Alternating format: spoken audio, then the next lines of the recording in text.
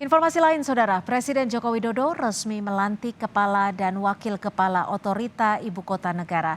Selain pembangunan dan pemindahan ibu kota negara, sejumlah gugatan terhadap Undang-Undang IKN juga menanti di depan mata. Sudah benar, siapkah pemerintah tancap gas menghadapi berbagai tantangan memindahkan pusat pemerintahan negara? Lengkapnya dihadirkan jurnalis Kompas TV Friska Clarissa dalam laporan ataupun ulasan Istana.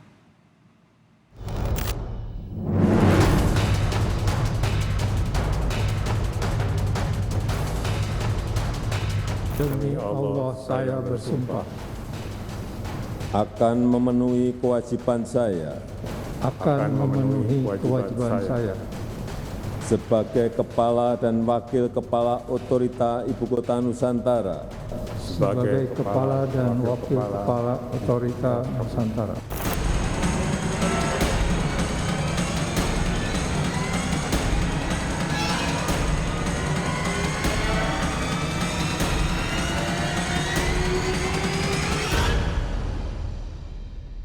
Presiden Joko Widodo telah menunjuk Kepala Otorita Ibu Kota Negara.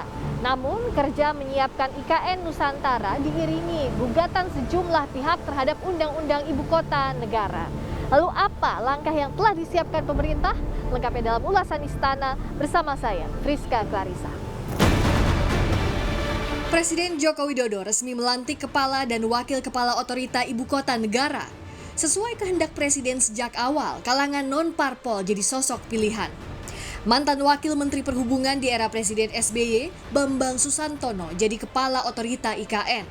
Dan petinggi Sinar Maslen, Doni Rahayu jadi wakilnya. Membangun IKN menjadi kota inklusif dan humanis sesuai perintah Presiden jadi prioritas kerja pemimpin Ibu Kota Negara Nusantara. interaksi antar warga, bagaimana digitalisasi nanti akan mewarnai kota tersebut, dan tetap sekali lagi ini kota yang harus humanis, harus mengedepankan interaksi, kerekatan sosial, kohesivitas antar warganya. Jadi program-program yang ada tentu tidak hanya semata-mata membangun fisik sekali lagi, tapi kami juga ingin membangun kerekatan sosial, kami ingin membangun masyarakat yang dinamis, yang vibrant, sehingga sekali lagi ini akan menjadi kota untuk semua, a city for all. Selain pernah menjabat Wamen Perhubungan, Bambang juga pernah menjabat pelaksana tugas Menteri Perhubungan dan dikenal sebagai pakar perencanaan infrastruktur dan transportasi. Ia pun menjabat Wakil Presiden Bank Pembangunan Asia atau Asian Development Bank sejak 2015 dengan spesialisasi urusan pengelolaan pengetahuan dan pembangunan berkelanjutan. Sementara Doni Rahayu, meskipun namanya tak disebut dalam ramainya bursa calon pemimpin IKN, namun sosoknya tak asing dalam proses perencanaan dan pembangunan IKN. Managing Director President Office Sinar Maslen itu sempat menjelaskan kepada Presiden dan jajarannya soal pengembangan kawasan BSD City dalam kunjungan Presiden Jokowi akhir Desember lalu. Kunjungan itu juga sekaligus terkait dengan rencana pembangunan IKN Nusantara. Baru dilantik, tantangan awal menanti. Gugatan Undang-Undang IKN salah satunya. Ada Poros Nasional Kedaulatan Negara yang berisi mantan penasihat Komisi Pemberantasan Korupsi KPK Abdullah Heha Mahua, mantan anggota DPD DKI Jakarta Marwan Batubara serta 9 orang lainnya. Serta awal Maret, gugatan untuk membatalkan aturan itu karena dinilai cacat formil juga dilayangkan mantan Ketua Umum PP Muhammadiyah Din Syamsuddin hingga mantan Rektor UIN Jakarta Azumardi Azra ke Mahkamah Konstitusi.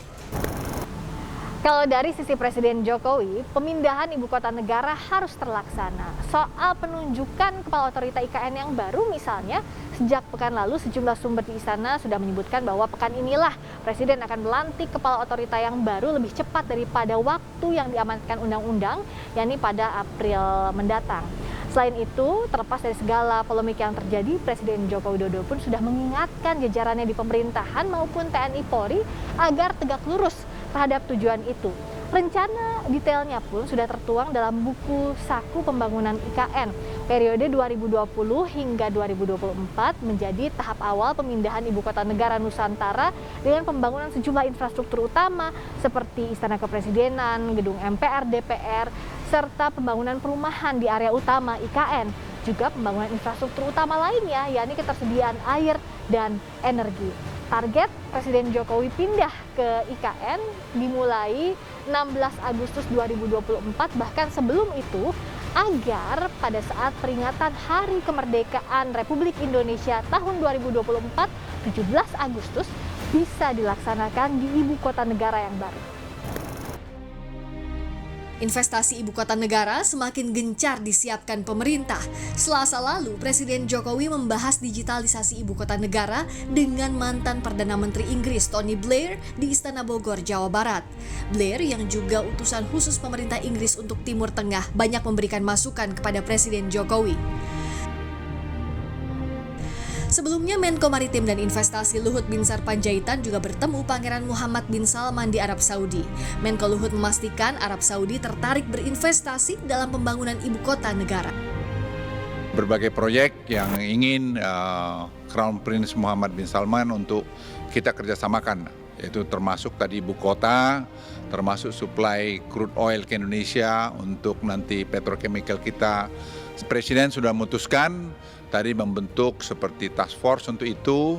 Nanti di dalamnya ada saya sendiri dengan Pak Erik. Kepala Otorita Ibu Kota Negara punya tugas berat memastikan perencanaan, pembangunan hingga pemindahan berjalan dengan baik. Belum lagi menghadapi turbulensi di publik. Nantinya jadi bukti bahwa pilihan telah tepat dibuat oleh Presiden Jokowi. Rizka Clarissa, Gania Febrian, Kompas TV, Jakarta.